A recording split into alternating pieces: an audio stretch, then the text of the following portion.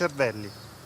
Molte voci, ma non è un coro, sono quelle dei governatori che arrivano da Conte con richieste diverse sulla fase 2. C'è il nord che scalpita, ma non tutto, c'è il sud che vuole cautela, ma non tutto, e c'è chi fa appelli ai colleghi a non andare in ordine sparso. Il Veneto di Zaia ha fretta di ripartire. Le regole, assicura il presidente di regione, si potrebbero allentare subito con garanzie. Se stessimo distanti con la mascherina, già non abbiamo più, riduciamo a quasi a zero la possibilità di infettarci. Anche Fontana vorrebbe un restart per la Lombardia con l'ok della scienza. Cirio per il Piemonte immagina dal 4 maggio una nuova normalità.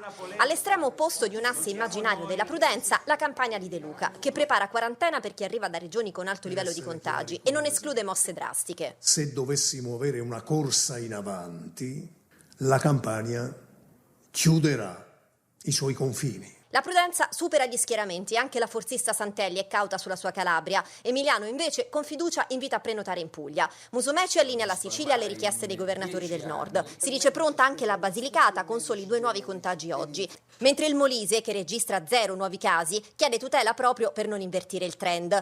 L'Emilia Romagna rimette l'ultima parola al governo e cercano di fare ordine anche i comuni che avvertono regole e protocolli o i contagi torneranno. E di fase 2 riaperture discutono le forze politiche.